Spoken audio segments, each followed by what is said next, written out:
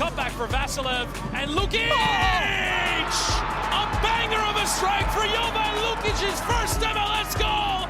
It's fallen out to Westfield! Oh, wow! He's nearly taken the roof of the net off! Philadelphia pounce again! Who gets his goal on his Union debut? The record signing, off and running in his first appearance for the club.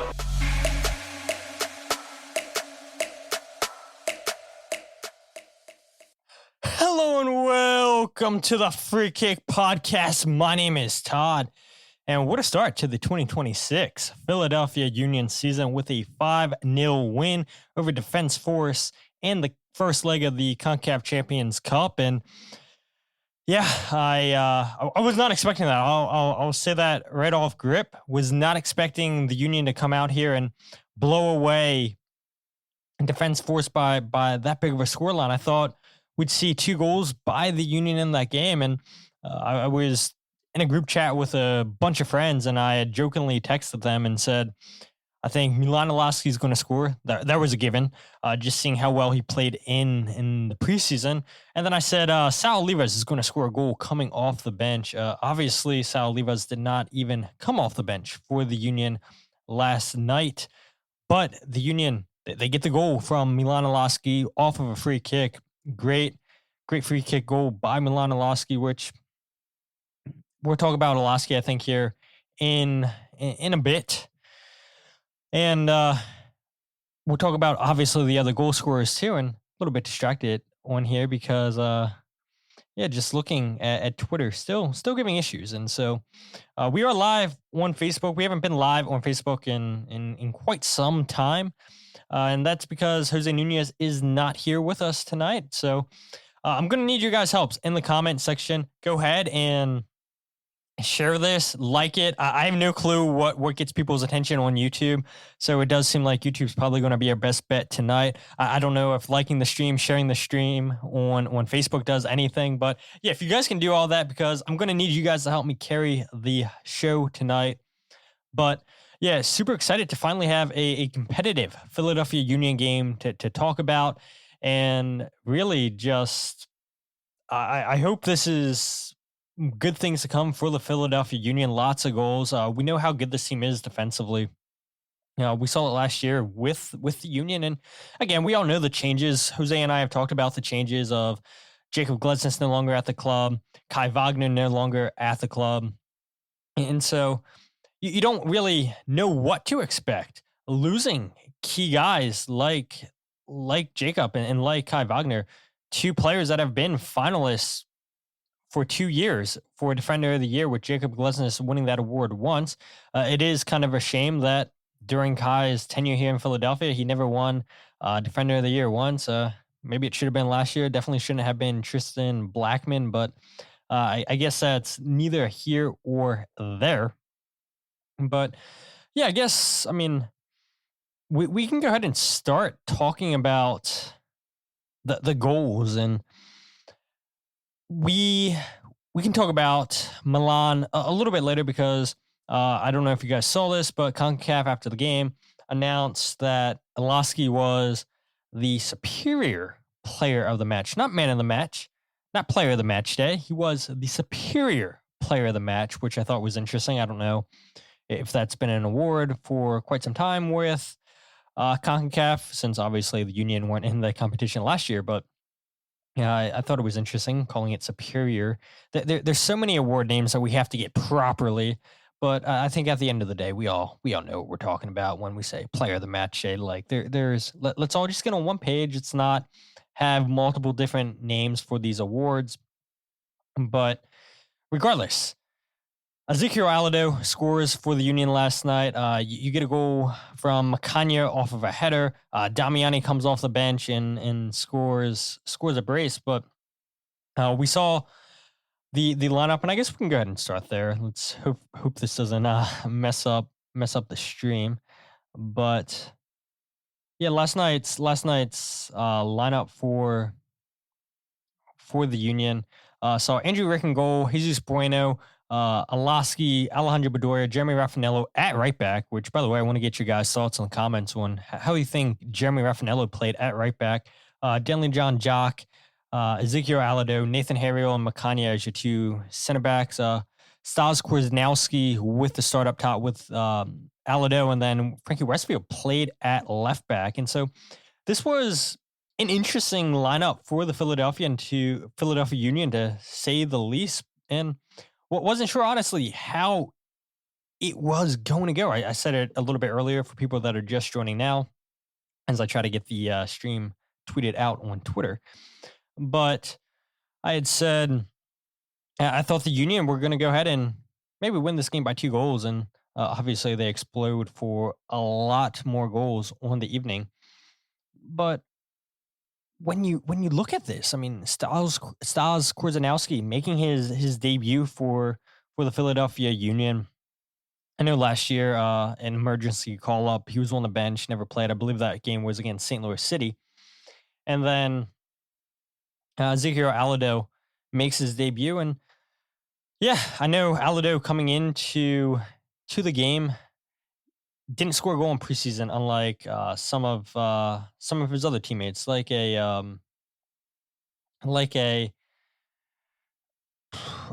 Milan Iloski, like Olwethu, Makhanya, like an Alejandro Bedoya. And so, yeah, was that going to be a concern? I don't know. We weren't really sure how Stas and Ezekiel were going to pair in this game, because Bradley Cornell throughout preseason tried a whole bunch of different partnerships, a whole bunch of different lineups, and we got to see these two start. And Damiani, we knew probably wasn't going to start this game just because he was away from the team for the last 2 weeks dealing with getting his green card. So he was away in Uruguay, and so you knew he probably wasn't at the match fitness levels compared to the rest of his teammates. But regardless, comes off the bench and scores that brace, and we can talk about that here in a little bit. But I had asked you guys in comments, and I'll go ahead and pull them up here in a bit to see if you guys maybe have given your thoughts yet on Jeremy Raffanello. And I know there's some of you guys that listen to the podcast that just listen to the RSS feed, don't listen to the podcast live. Jose and I tell you every episode, listen to the podcast live, watch the video live, because we interact, we pull your comments up, we show videos, we show pictures. And so it's always best interacting with you guys when we are live. Every single podcast, say it all the time at the end. But Jeremy Raffanello, I think, had a terrific game at right back. Maybe we would have thought that it would have been Alejandro Bedoya at right back, because he played it last year against Chicago Fire, played it against Vancouver Whitecaps. Obviously, it doesn't go that well against Vancouver last year.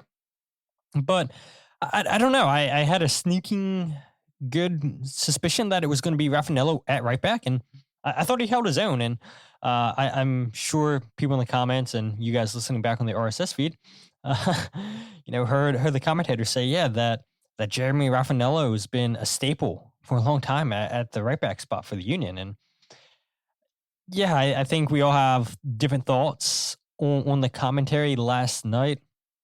A lot of fake news spread. I swear I heard at one time that he said Alejandro Bedoya was in his 50s, called Kevin Sullivan 50 million names, called Bradley Cornell Brian at one point. And yeah, it was laughable, and maybe not as good as George Metellus, who called the game a few years ago for the Union in the Champions Cup. But regardless, I think when the Union are free scoring as much as they do, fans, all they can do is laugh at the blunders of the names.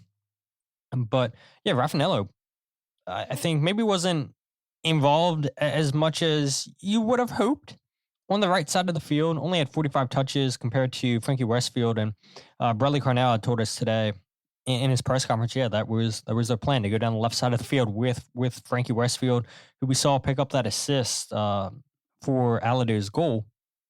But yeah, defensively, I thought Jeremy was sound, made the runs that he was supposed to, created space for them out wide when they needed that type of runs. But yeah, primarily the Union stayed on the left. I don't think Jeremy was really tested that much, and that's what you want. You want a solid game for a player that's playing out of position. And That's exactly what you got from Jeremy Raffanello on the night. Again, I see comments earlier in the show. We'll pull them up as we go on, but searching for the comments, what you guys think of Raffanello. John says, Cornell seemed like he was having to tell Raffanello where to stand in the beginning. And that's very possible. And yeah, I mean, you throw a player in there that's not a natural right back. Yeah, you expect there to be some coaching going on the sideline. Sexy Hoagie chimes in and says the first 20 minutes were so nervousing. And yeah, I think that's probably an accurate statement. But don't forget, we also had the attempted bicycle kick for Ezekiel Alladoh early on in this game. And imagine if he would have scored that first touch, bicycle kick goal. Philadelphia Union fans probably would have been building the statue throughout the night and making sure he sees that statue when he lands in Philadelphia the next day. But regardless, you see the Union just come out with this crazy formation. And I don't think it's any surprise to see Frankie Westfield on the left. We saw him plenty of times there on the left with Union too, and he really held his own defensively and offensively. And yeah, I saw some comments from people saying, well, do we need a left back when you had Frankie Westfield play as well as he did? And yeah, I would argue that you still need a left back, but it is good to know that Frankie can do the job on the left. It is good to know that Nathan Harriel can do the job on the left. And how many times have we talked about the versatility of this team throughout the offseason, Jose and I? And yeah, that's going to be an added plus for Bradley Cornell and this coaching staff to have choices, to know that you don't have to have a set lineup, that you don't need to have the same lineup every single game. And I know we saw that a lot last year, that the Union didn't always have the consistent lineup that maybe they used to have under Jim Curtin. And I don't think that's necessarily a bad thing. Yeah, you want these guys to build chemistry, but at the end of the day, when you can go ahead and surprise the opposition, I don't think that's a bad thing. Again, I'll go ahead and look in the comments, see what you guys think of Jeremy Raffanello. Pat said Boudoir was 59. Yeah, I thought so. I swear that he said that Boudoir was in his 50s. I cannot believe it. And didn't you guys notice too that the commentator was like aging up every single player, it seemed, by one? And that's exactly what we got throughout the rest of the game. But I would love to hear you guys' thoughts on Frankie Westfield, and maybe it was to be expected because, as I said, Frankie Westfield played a lot of left back with Union too. We know he's a natural right-footed player, but did a job. And what a beautiful cross too by Frankie with his left foot, I believe it was, for Alladoh. And I saw on Instagram, Alladoh said that Westfield owes him a lot more of those. But yeah, I mean, that's a typical Frankie Westfield performance. Are you guys surprised that Andrew Rick got the start in goal last night over Andre Blake? Me personally, I'm not too surprised by that, just because let's face it, right?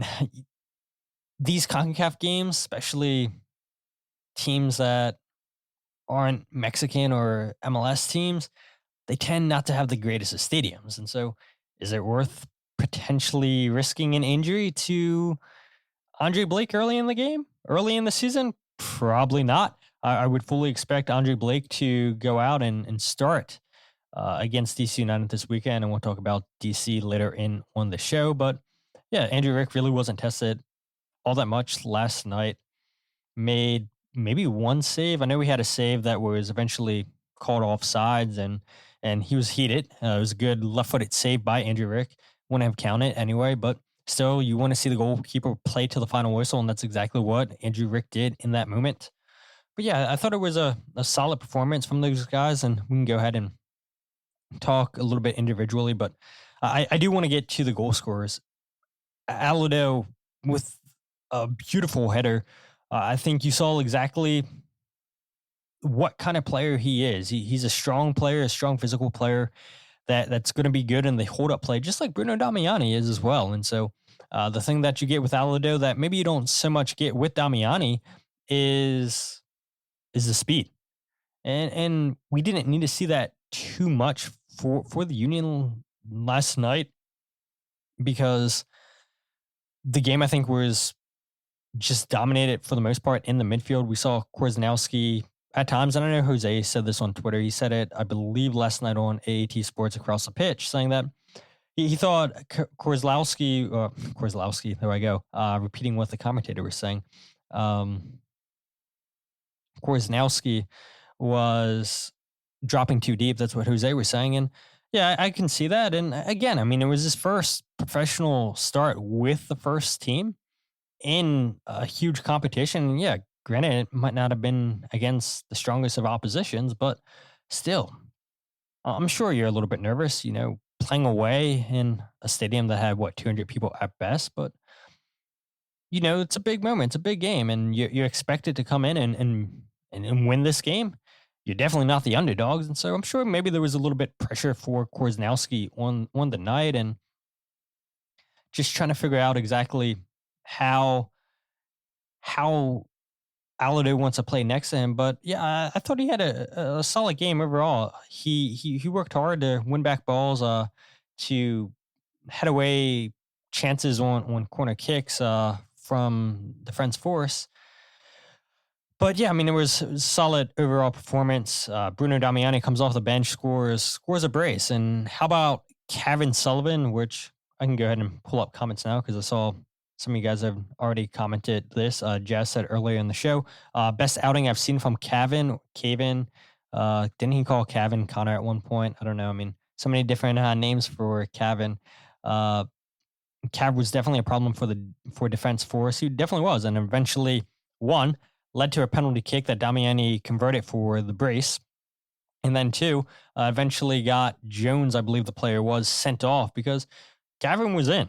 It's a direct ball played up top for Cavan, 1v1. He's zooming past the defender, and then he gets brought down. Clear red card. Even if Jones wasn't on that yellow card, it's a clear red card, tackle from behind. Cavan was definitely going to be in with a chance. I don't know how you guys feel, but I kind of feel like Cavan should have taken that penalty, earned the penalty kick. And yes, I know last year, Bradley Cornell said when Damiani's on the field, he is the designated penalty kick taker. And I do wonder, right, maybe if there's stronger goalkeeping on the field, does Damiani's penalty get saved? Does Alladoh's header get saved? Does Milan Iloski's free kick goal get saved? Potentially. I didn't think it was the greatest goalkeeping performance from a goalkeeper, but regardless, I mean, Damiani's not going to care about how those goals were scored. Alladoh's not going to care that the goalie got a hand to his header. It's going to do wonders for your confidence. And Bradley Cornell talked about that a little bit today at his press conference, and we'll play a clip about that here in a bit. But Makhanya gets a goal too on a header. And the thing I worry about with Makhanya, I think he's going to have a terrific season.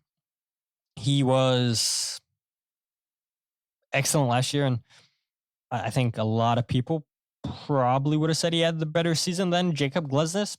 Should have been up for young player of the year. I think you could have made an argument that he should have been up for defender of the year. Who knew what to expect from Makhanya after not playing the last two seasons season and a half under Jim Curtin? And yes, injuries happen, and he has a good preseason last year, and I'm sure it doesn't hurt that it's a fellow countryman now leading the Union, but he gets given his opportunity, and it looked like he belonged. I mean, he didn't look like the player that got sent off in the final in the MLS Next Pro final against North Texas the previous season. Yeah, sure, he had maybe a little bit nervous moments here and there, but for the most part, I thought Makhanya was very sound last year. And again, we saw him scoring goals throughout preseason with the Union, strong defensively, and I think he's only going to get better. And so my concern is with Makhanya, he does have a team option for the 2027 season, but Makhanya should be with South Africa at the World Cup. We know that Hugo Bruce does not rate MLS. We've talked about that plenty of times on this podcast, and I think that's maybe lazy scouting overall from the South African Federation to not pay attention to MLS, because if you paid attention, Makhanya would have been on the roster at one point or another last year with South Africa. And maybe Makazi, I believe is the defender's name that Chicago Fire signed. And that's what started the whole thing with the national team. Hugo Bruce just complaining about, it's a horrible move for him to go to Chicago Fire. He doesn't rate MLS, and saying that he's going to the second team. And we don't need to go ahead and rehash all that. We did earlier in the podcast a month or so ago. But regardless, I think Makhanya, whether or not he goes to the World Cup with South Africa, if he continues to play as well as he played last year and the start of this season, now I know it's one game in, I have a hard time believing that Makhanya will be here throughout the whole season. And that's why MLS needs to change the schedule. And I know there's people for it and there's people not for it. And a big reason why people aren't for it is because of the weather and whatnot. And I totally get that. But you guys have heard me say so many times that there's nothing wrong with MLS being a selling league, and they need to get their transfer windows on par with the rest of the world. And so it puts the Union and other teams in MLS at such a disadvantage when they're having to sell players in the summertime because the offers are just too good to turn down. And now you're having to quickly scramble and replace that player. I do think the Union have that replacement player in Guillermo Martinez, who, by the way, was not on the match day squad last night, was not even in Trinidad and Tobago. Bradley Cornell had told us today at the press conference that the reason for that is visa issues. Yes, he has his P1 visa to play in the United States, but it would become very difficult if Martinez leaves the United States and tries to re-enter back in. And so it was a team decision to leave him in America. So they don't have to worry about going through the government and trying to get him back into the United States. And it is a shame that that's where things are in the world, where somebody's literally trying to do their job and they get paid to play soccer. And there's questions that, they may not be able to come back into America if they leave. And so it's really disappointing to hear, which is part of the reason why it took so long to get Martinez here in the beginning. But I do think if you sell Makhanya, I think Martinez is that ideal replacement. Hopefully the Union don't sell Makhanya. Hopefully he can see out the whole season. But again, that option, only one option for 2027. We don't know what the schedule is going to look like next season. And that's something that the MLSPA and MLS is going to have to figure out. Is that option for 2027 just for the shortened season? Is that going to go through the 2027, 2028 season? Who knows? And that's something I'm sure that's going to be tackled at some point this season. Hopefully we get an answer from MLS, from MLS teams, how all that is going to work. But again, I would much rather the Union sell Makhanya during this season as opposed to losing him or free or for a minimum amount. But I think Makhanya is in for a really, really good season. Let me go ahead and see these comments before we go ahead and play the first clip. Jazz says, no need to brag, Jose. I didn't even see Jose was in the comments, so that's so funny. Jose Nunez, sorry to miss the show. Had to take the day off after 2 days of absolute fornication. What a crazy comment last night from the commentator. Wolfie says, agree, Stas is way more competent than Donovan. I do agree with that. Says, same as last year, every time Kevin and Bruno are on the field together, good things seem to happen. Jazz says, I think Makhanya will go next summer, not this. Yeah, that's possible. Again, I would love to know exactly how the options are going to work for that shortened season compared to the new schedule for 2027, 2028. But yeah, how do you evaluate a lopsided game like that? We know last year the Union got the snot beat out of them by Vancouver 7-0. And Bradley Cornell had said after that game that it's an anomaly, that him, his staff, the players, they're just going to go ahead and move on from that game, turn the page quickly and just erase it from their memories. And so I had asked Bradley Cornell today, knowing that was your staff, and the team's approach last year to the game against Vancouver.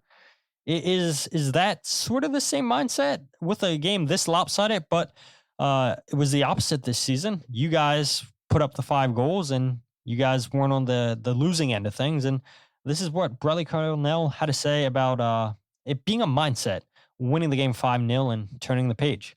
Yeah, very professional mindset. That's what's required. We know we've had a really grueling preseason with a bunch of games and a bunch of travel and everything like that, and knowing that we're going to have this schedule congestion over the next 14 days.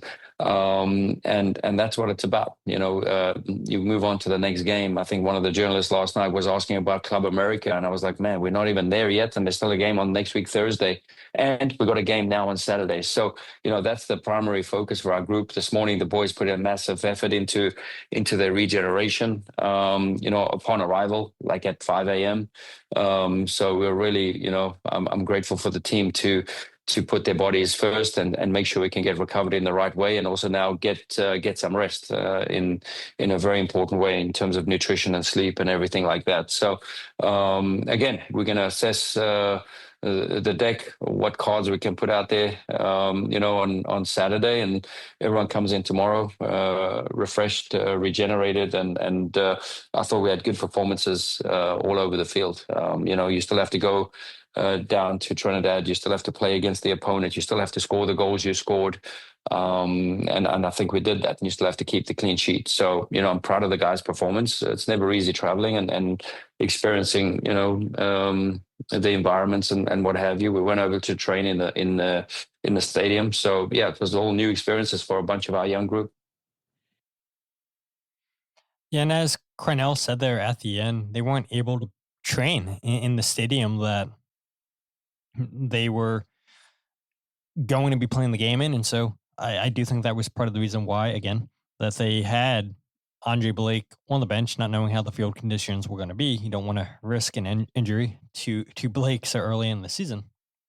But yeah, I think it's a sound response from Bradley Cornell, and I probably expected that, honestly, that yeah, regardless of the scoreline, you want to have a professional mindset. The game against DC United, it's not going to be like the game against Defense Force. It's 2 completely different opponents. What I do think is interesting is under Jim Curtin, we came to expect scorelines like this, big blowout wins of 4+ goals.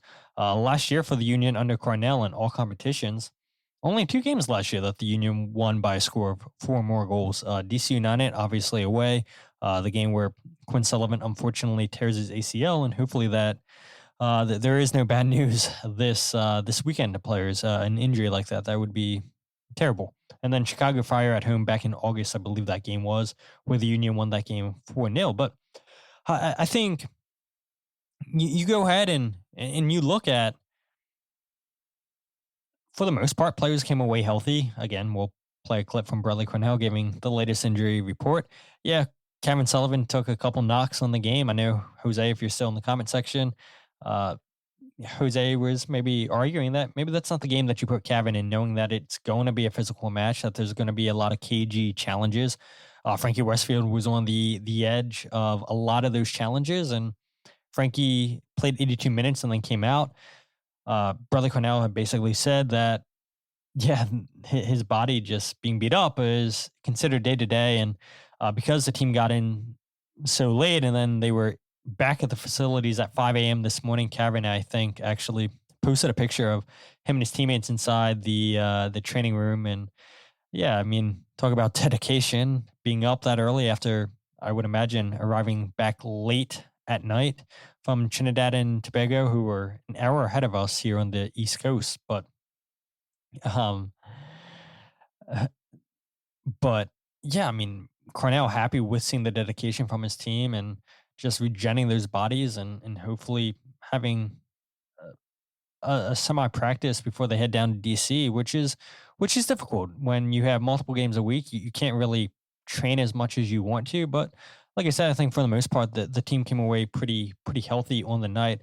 Jose said apparently a wild take from me by faceless Twitter accounts, saying that he's not sure that that's the game you put Kevin Sullivan in. Yeah, apparently. And I guess, I mean,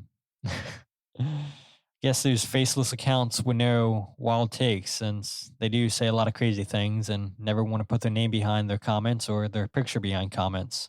They will remain anonymous. I thought another positive was you guys have talked about the minutes that Kevin played coming off the bench, making an impact. Yeah, for sure. I mean, that's a huge plus. I would say overall, players coming off the bench, whether it be a Damiani, a Siri Larson, a Finn Sundstrom, Vasilev, and just rotating, getting guys out before serious injuries, just keeping players fresh. I think that is so huge. And getting players minutes. Indiana Vasilev had missed the last 2 preseason games. Ben Sundstrom had missed the last 2 preseason games. Damiani had missed the last 2. And so getting players out there to play an actual meaningful game that's not practicing in training sessions, which are hard and grueling, as Bradley Cornell had said. But yeah, nothing can come close to when an actual game is. So seeing those guys come off the bench and just work on their fitness, and seeing players exit the field and for the most part leave unscathed, it's a huge positive. That's maybe the main positive you take away from a 5-0 scoreline. I did love, I believe it was Kevin who got challenged, got fouled near center circle, and then you saw Indiana Vasilev, Jesus Bueno run in and defend Kevin. And yeah, I mean, these guys, if there's any questions, or if there was any questions coming into this game, into the season, will they play for one another? What will the team chemistry be like with so much change? There's a clear example that these guys are still going to stick up for each other, that these guys have each other's backs and they don't care who's on the field. You know, if you're on the field, you're expected to contribute. And yeah, we saw Vasilev and Bueno run to the defense of Kevin Sullivan. So I would say those are probably my big key positives from a 5-0 scoreline. How you can take away positives, how you evaluate a game like that. I think, again, when you look overall, it's hard to take too much stock into the game because Union were the 12th ranked team according to Concacaf compared to 85th. And yeah, you look for moments where there was good build-up play, where there was good actions, where there was good interchange. But at the same time, too, it is hard to assess this game overall because, yeah, I mean, this attack is good. At least on paper, it seems like the Union are going to score a ton of goals. But if I had a bet, and I don't bet, but I don't think we'll see a lot of games like this where the Union are just blowing teams out by 4 or more goals in MLS. I really don't. I think that they have a really good, solid attack, but there really is nothing on the field from Defense Force that really stood out to me. I mean, they were broken down so easily on the night, and we knew coming into this game that they were going to allow the Union to have a majority of the possession. But at the same time, when Defense Force had the ball, I mean, they never really troubled the Union. At least I don't feel like they troubled the Union at all. One thing I noticed too, nobody was complaining about the referee performance. I remember towards the end of the season, we used to get a lot of comments on the show, people complaining about the referee. Never really saw it last night. So, yeah, I guess the fans, you guys, the listeners, were happy with the referee performance. John says, "Got to go to work, but have a good rest of the stream. See any of y'all in DC if you go to the game." Yeah, sure. Try to link up. Definitely go into the game, John. So thanks for tuning in before you head to work. Let's see. Wolfie says nothing but quality comments from Twitter users in regards to Jose. Yeah, absolutely. Jazz said Finn did not look out of place, and I thought so too. I saw a couple comments on social media that they thought Finn didn't look good, that he was out of position, he was playing catch up. But let's not forget he was injured. in preseason.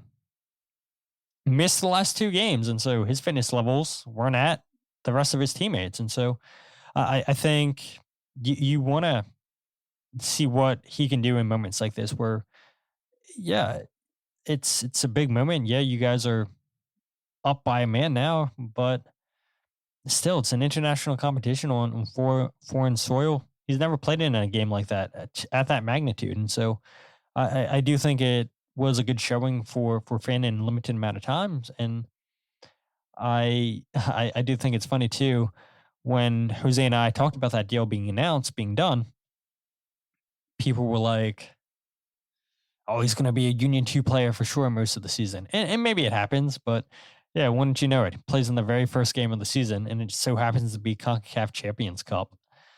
Any other positives that I can take away from a lopsided game like this? Not really.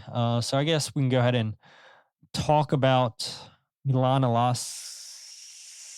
No, we'll go ahead and actually talk about how important it was for Damiani and Alladoh to both get on the score sheet, because I forgot I had that clip saved. And so, yeah, again, I guess that can be a positive, right? I mean, yeah, I know they help inflate the score line, Alladoh and Damiani, that is, but you want to see your strikers get going early, because you hope that leads to chemistry, that leads to common confidence throughout the rest of the season, especially early going, because you would love for Damiani and Alladoh to score multiple goals against DC United over the weekend. I don't know if it's going to happen, honestly, but I think they're going to be feeling a lot of confidence because they got the goals against Defense Force last night. But this is what Bradley Cornell had to say about how important it is to get the strikers going early on. Yeah, I think it's massive. We knew Bruno was also away for some time, 10 to 12 days with his process of his green card. So, and then to integrate him and get him back is also another logistical, puzzle piece, and getting him in there with the right minutes and what have you. So, and he came on and created a massive spark off the bench, and just his work rate. And then, yeah, the quality of Frankie down the left-hand side, whether Frankie's on the left or the right, you saw it in preseason, supplying some excellent crosses. And to find Ezekiel was the cherry on the top, because Ezekiel, new environment, new teammates, has to figure things out, and he wasn't able to get on the score sheet in preseason, but he worked really hard, and then in the big games and in the games that matters most, then he showed up. So I'm really happy for that, and hopefully he takes that energy and confidence into the next couple of games.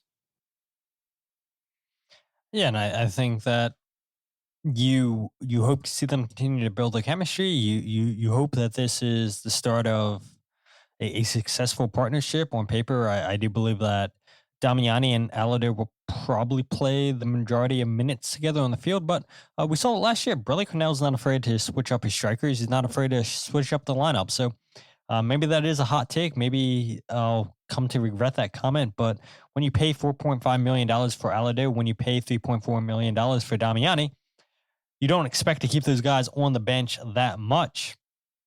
Wolfie says, I'm excited to see Bruno and Izzy up top together. I feel like it'll be a far superior team up than Ty and Bruno, 100%. You guys have heard me complain about on the show that it felt pointless seeing Damiani and Baribo out there at the same time, because they made so many of the same runs. Similar players, and Ty always played better with Mikel. Bruno always played better with Mikel. So what happens when you bring in a player that has a little bit different skill set than two strikers? And that's exactly what I think Ezekiel brings to the team. Brings speed. Yes, he's a super strong striker. Yes, he's good in the hold-up play, just like Damiani. But again, the speed's game changer, and there might not be anybody faster on this team than Ezekiel Alladoh this season. Jazz says, I'm excited to see Anello with either. He has no need to take their space. 100%. And I thought maybe we would see Anello this weekend against DC United, but Cornell had let us know that he is one of the players injured. We'll talk about that here in a little bit.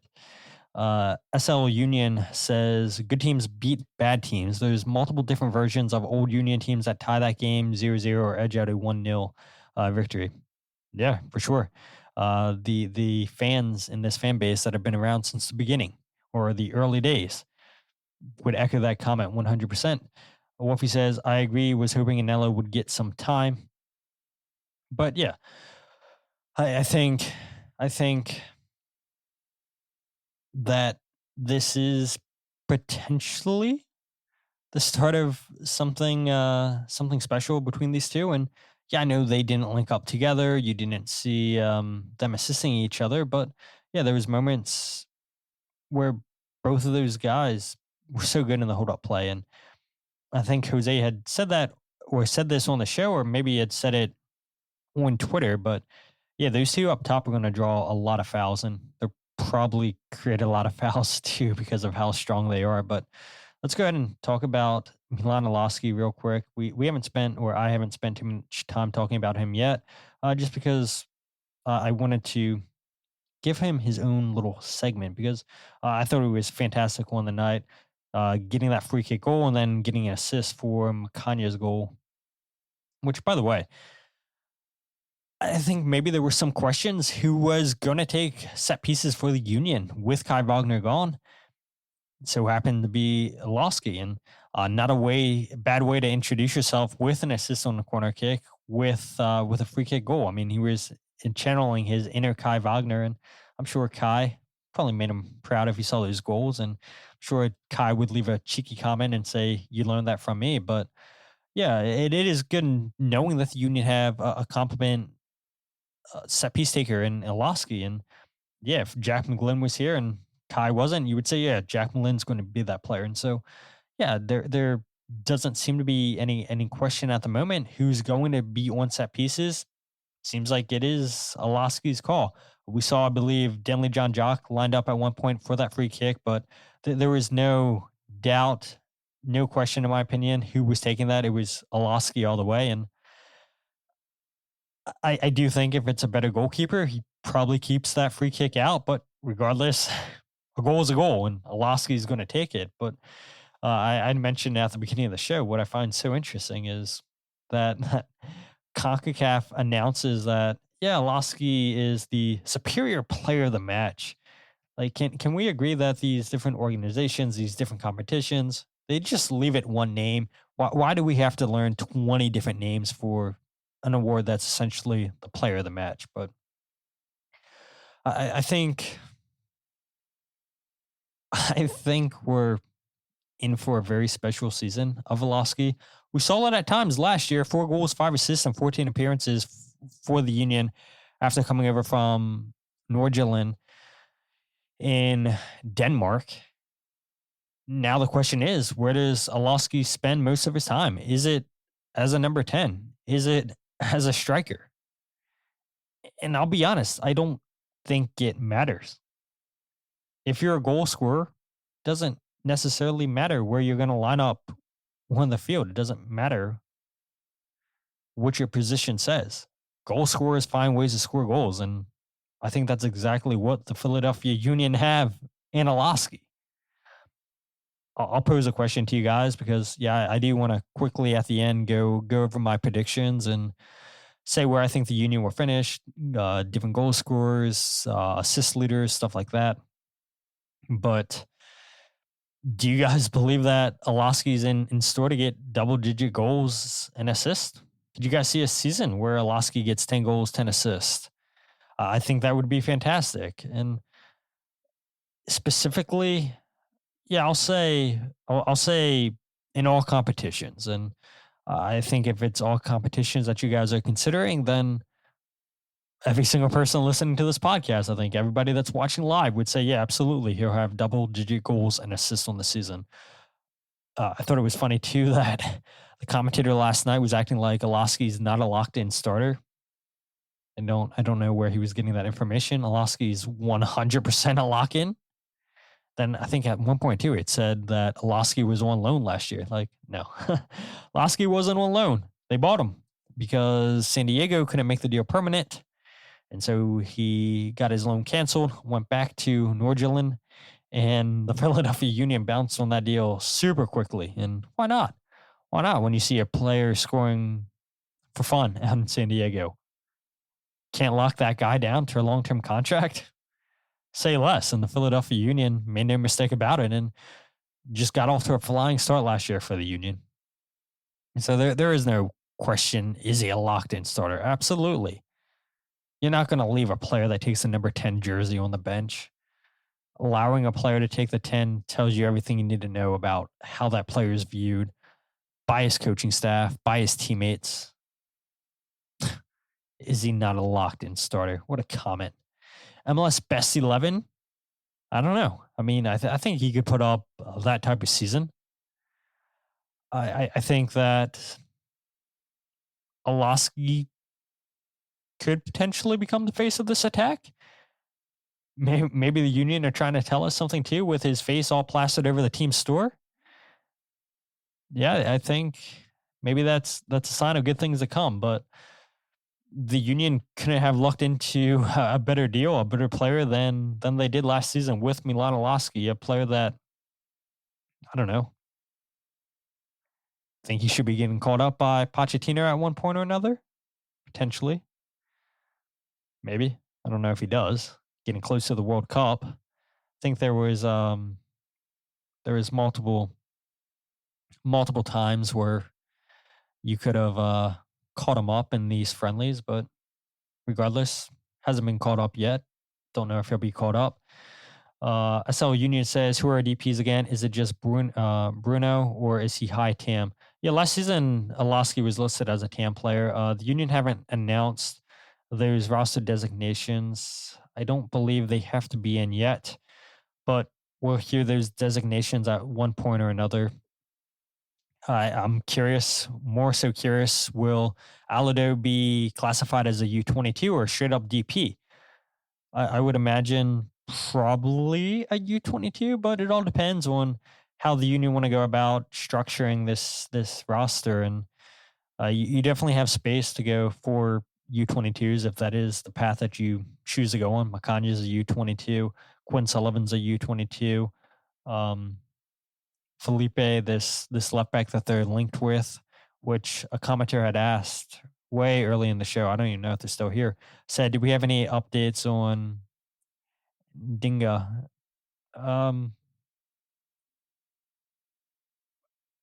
Last I heard that the deal was close to being done, pretty much done. Jose, I know, had said on social media that he had heard that there was one last hurdle to be jumped through. I'm not going to speak for Jose, and if Jose wants to comment on what he's heard since, feel free, Jose, in the comments. But I have no reason to doubt that deal won't get done. Next week, you would hope for an announcement, but again, I don't have any reason to panic that deal won't get done. But again, if Jose wants to comment in the comment chat to you guys on that, then go for it. SL Union also said, feel like Iloski would need DP money if he continues to play how he plays and needs a new contract. Although I don't think that's for a while. Yeah, it isn't for a while since the Union just signed him last year. Jose Nunez says, Columbus just announced they had signed Andres Gomez, former Everton midfielder. Who else did he play for? I want to say Barcelona, but that doesn't sound right. Wasn't he in France? And he had that horrible injury too when he was with Everton, if I'm not mistaken. Yeah, he's with Lille in France. Yeah, he was with Barcelona. I thought so. Went from Barcelona to Everton, and then it was a serious knee injury, if I'm not mistaken. Was it an ACL injury? I can't remember exactly what the injury was, but it kept him out for a while, and I wasn't sure that he would be able to come back from that injury. And what's interesting too, because it was a tackle from Son and Serge Aurier, and well, we'll see Gomez and Son square up this season. It was a ankle injury. I'm reading it here now. So yeah, I knew it was a serious injury, and I wasn't sure how he was going to bounce back. He's 32 years old, so I don't know. Does he have much left? Is this exactly a signing that's going to change MLS, change Columbus Crew? I don't know. I see your comment now, Jose. He free agent, Benfica, Valencia, Barcelona, Everton. Wolfie says the announcer also thought Tabuero was playing last night. Jazz says in regards to Milan, I feel like it's his team already. Wolfie says Iloski is the guy for the team this season. And yeah, you guys are definitely high on Milan Iloski, and so am I. So am I. I think Milan's going to be one of the key players for the Union this season. So as we get ready to wrap up the show, I'll be honest, guys, I didn't expect to be approaching an hour on the podcast by myself, but you guys know I love to talk. That's why I do a podcast. And then when Jose and I both join the podcast together, it always goes over an hour. So how exactly would you guys approach the second leg? The Union are up 5-0. They lose on aggregate. Do you guys rotate the squad? Do you guys play a similar lineup that you saw in the first leg against Defense Force? I think for me, I want to see a CJ Olney. I want to see a Finn Sundstrom.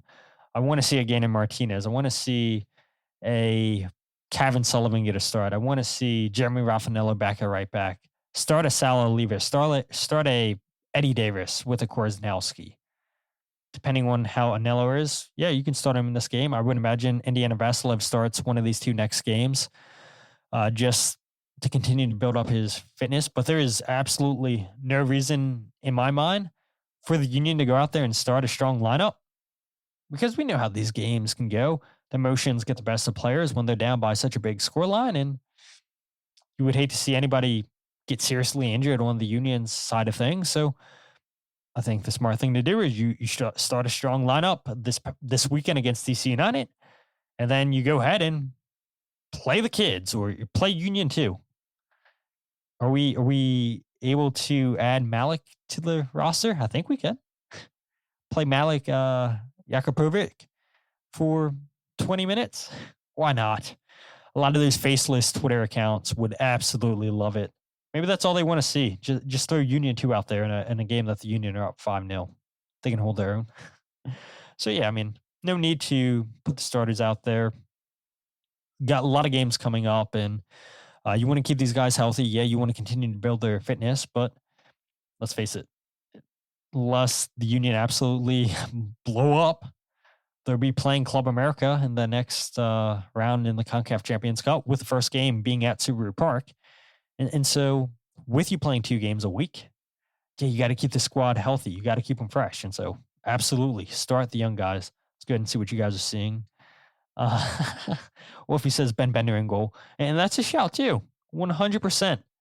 Ben Bender should play in that game. Glesnes 67 minutes. I don't know what that means. Did he score? Did he get hurt? I don't know. I have no clue what you're talking about, Jose. Sexy Hoagie says momentum for Saturday. Absolutely momentum on Saturday. It's why you go with Damiani and Alladoh up top, in my opinion. Jarrett says start George Marks first defense force. Yeah, that was discussed too on Across the Pitch with Mike Barrera, Ben Becker, Jose, and myself last night. Do you start George Marks? I'd imagine he doesn't get a ton of game time this season. You want to get him a game time in a big competition like this? I don't think he's ever played in Concacaf Champions Cup. Why not? Wolfie goes out of here and says, Makhanya as striker. Jose then chimes in and says, start Sexy Hoagie. Call myself. Sexy Hoagie says that's a wild take. Jarrett says Malik would become the youngest goal scorer ever. I mean, Malik was a goal scoring machine last year for Union too. It's not the wildest thing in the world to think that if Malik started this game or came off the bench in this game, would he score a goal? Yeah, it's a highly thought of prospect. So yeah, you start the younger kids, absolutely. Which, let's go ahead and quickly talk about DC United. I don't have a lot to discuss about this game. It's a 7:30 kickoff on Audi Field, as we all know, Apple TV. To watch this game, this is a completely changed DC United team. Yeah, we know Ty Brebo is going to be the biggest storyline, which I would imagine is what MLS has you paying attention to, Jose? Paying attention if Brebo scores against his former club? Because MLS would absolutely love that storyline. They brought in Luis Montanu from Europe, 23-year-old Romanian striker. I believe the fee was around $7 million, and you spend between $11 to $12 million on 2 forwards. it's a significant amount of money invested in two attackers, but you look at some other players brought in, a Sean Johnson, a free agent. I thought that was a really big pickup for DC United. Nikola Markovic, the number 1 overall draft pick out of North Carolina. He came from NC State, I believe, right? Where's Mark Kelkenberg when you need him in the comment section, or anybody else that pays attention to college soccer? I believe that Nicolo was at NC State, but correct me if I'm wrong. You also have Richie Amon, who came from Washington, thrown in the side for the University of Maryland. So they have some players that they brought in, whether they drafted, whether they signed as free agents, or whether they went out and made trades, or whether they paid a transfer fee for. Definitely a revamped DC United squad, and I wouldn't expect a high-scoring game, if I'm being honest. I know the Union just put up 5 goals, but it's the first game of the regular season. You don't expect DC United to play at the level that Defense Force played at, and I know last year they certainly did, but it's essentially a brand new team, and I think DC's going to want to turn the page on what had been the last couple of seasons. I don't know what the crowd's going to look like first game of the season, and I would imagine it's probably going to be close to a sellout. And we know as the season goes on and DC United continue to fall off, that stadium stays pretty empty. But I think because there's going to be so many there at the stadium, DC United fans, I think that it's going to be a terrific atmosphere that may help push the players on. I can see this game ending 1-1. I would go with Andre Blake in goal, Siri Larson, Makhanya as your 2 center backs, Frankie and Nathan as your 2 fullbacks. Doesn't matter who plays on what side. Jesus Bueno and Stanley John Jock. I don't know if you want to risk a rib injury that Jovan Lukic is dealing with.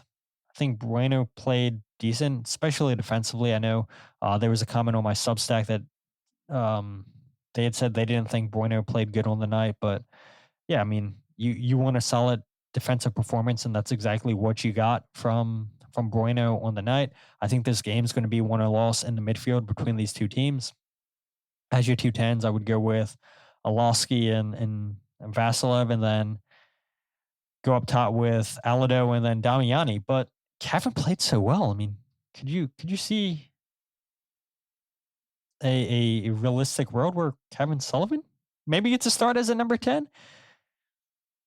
I think he definitely deserves that conversation to be had with how well he played last night. But yeah, you guys listening back on the RSS feed, you guys listening live, what would you guys do for a lineup?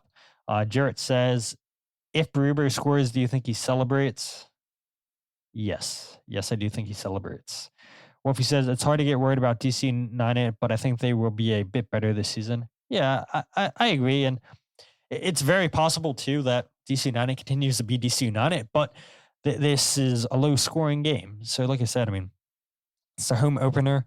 A lot of money spent this offseason, DC United, and it's enough to get fans excited. I know it's been horrible times, but essentially a new coaching staff, a new front office, a new attack. I think that's enough to get people to come out for the home opener. And because of that, I think it will probably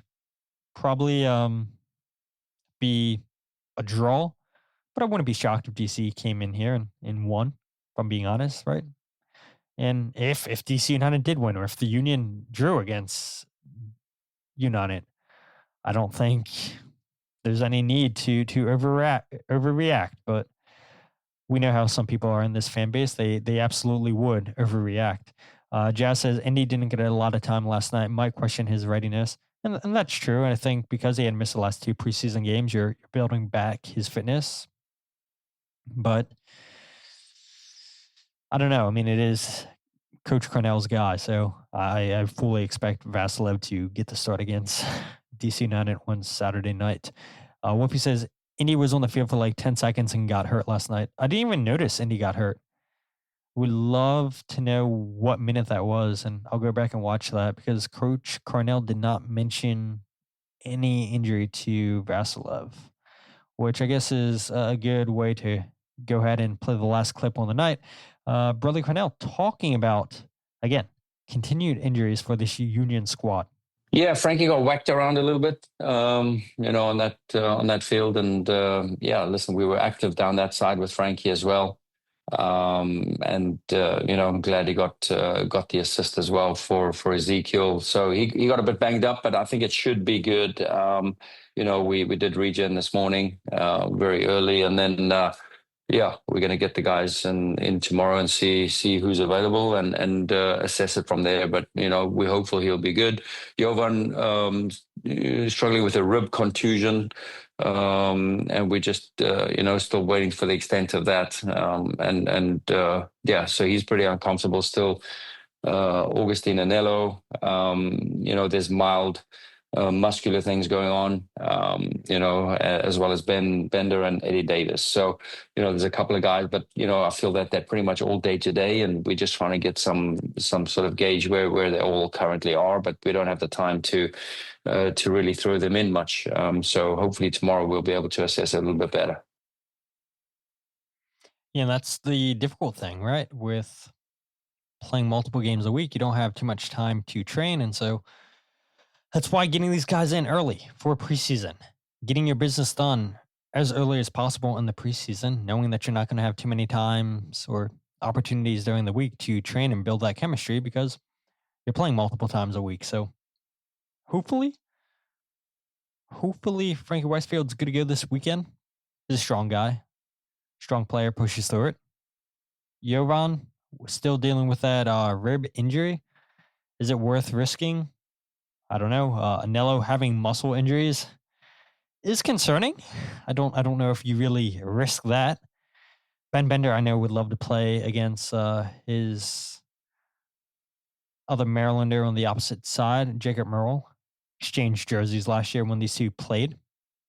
But yeah, I don't know. I give you guys my lineup, and basically day-to-day, Bradley Carnell said, and we'll see tomorrow come 5, 6 o'clock once teams have to submit their injury report. And I'm sure all those guys that Bradley Carnell had just listed, I'm guaranteeing you they'll probably be listed as or questionable. Can't say day-to-day. I'm sure they'll be listed as questionable, playing the mind games with DC United, not knowing who to prepare for, who to potentially scout when you're doing your scout. So I don't know. We'll see what happens. Sexy Hoagie says Butterworth's at 6:30, Audi Field at 7:30. So I'm assuming Sexy Hoagie is going down to the field and she wants to meet all you lovely Union fans if you're going down to Audi Field Saturday night, which is supposed to be great weather, by the way. So I don't know. If you guys aren't taking I think the Sons of Ben are taking a bus. If you guys are driving yourself down, maybe you're taking the metro down. Maybe you arrive a little bit earlier. Maybe hang around DC, walk around DC. Go see a museum, go to the zoo, walk around the tidal basin. I don't know. Lots to do in DC. See what happens.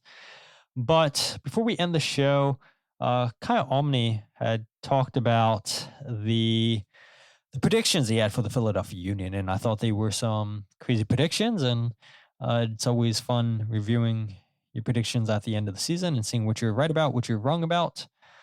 And last night I was on the Battered MLS Fans podcast, and they were the first show that I did my predictions for. They had asked me to give my predictions, and so if you guys didn't catch that episode, then good. This is going to be the first time you guys are hearing me give my predictions for the 2026 Philadelphia Union season. I debated whether or not I wanted to go ahead and write my predictions, just like so many other people in the media had gone on record about. But I'll leave it here on the podcast, and hopefully I don't forget what my predictions were when we go ahead and review this type of stuff at the end of the season. But I think realistically for the Union, super happy with the deals that they've got done. Happy that they continue to spend money. I am happy to see them get younger. And again, I understand why some fans may be concerned, why they believe the Union are going to fall short and not have as successful of a season last year because it's so much change, such a young team. But that's exactly why it excites me. They're a young team. They're a hungry team. And I keep going back to what Bradley Cornell said last year, time and time again. Be the hunters, not the hunted. And this team absolutely believes, trust Bradley Cornell. They're completely brought into his style of play and his system. And that can do wonders for teams. But I do realize, too, they're still into Miami. FC Cincinnati's a good team. Don't know what Columbus will be. Nashville, I think, will continue to be better this season. Not sure I really buy Atlanta United with the return of Tata Martina. But yeah, I think the Union will probably finish fourth in the Eastern Conference. I'd be shocked if they go out and win the Supporters' Shield. And I don't want them to win the Supporters' Shield because we know how much of a curse it is. Winning that terrible, terrible shield. Teams don't win MLS Cup winning that. You guys know the stats better than me. Doesn't happen a lot in MLS. Certainly didn't happen last year with the Philadelphia Union. But I can see them going fourth and in finishing in the Eastern Conference final. The playoffs is such a crapshoot. Anything can happen. I had said on the battered MLS fan show last year, I said that it'll probably be Inter Miami that the Union faced in the Eastern Conference finals. But, I mean, it could be anybody. What, 2 years ago you had New York Red Bulls going to the final, and then, look, they missed the playoffs last year. Anything can happen in the playoffs. But I think this team is good enough to go to the Eastern Conference final. I do think that they're good enough to finish in the top four, and maybe they finish higher than fourth. But because they are in so many competitions, I think that will have an effect on the team. If I had to predict points,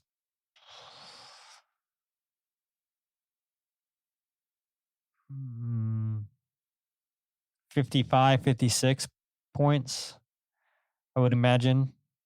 I think the Union get past Club America. I don't think this is that great of a Club America team compared to what the Union saw in 2021. I do think that they will fall short to Inter Miami in the next round. I do think Inter Miami will beat BJ Callahan in Nashville. They just seem to have the number. And just like the Union had New England's a couple years ago, which eventually ended their playoff run after winning the Supporters' Shield. But I don't know. Maybe Nashville surprises some people. But I do think that the competition that the Union win this season, I think they win Leagues Cup. I really do. I think the Union do come away with silverware once again. I do think that it won't be the Supporters' Shield. It's not going to be Concacaf Champions Cup. I really do, guys. I really do think it's going to be Leagues Cup this season. And would you guys be happy with that?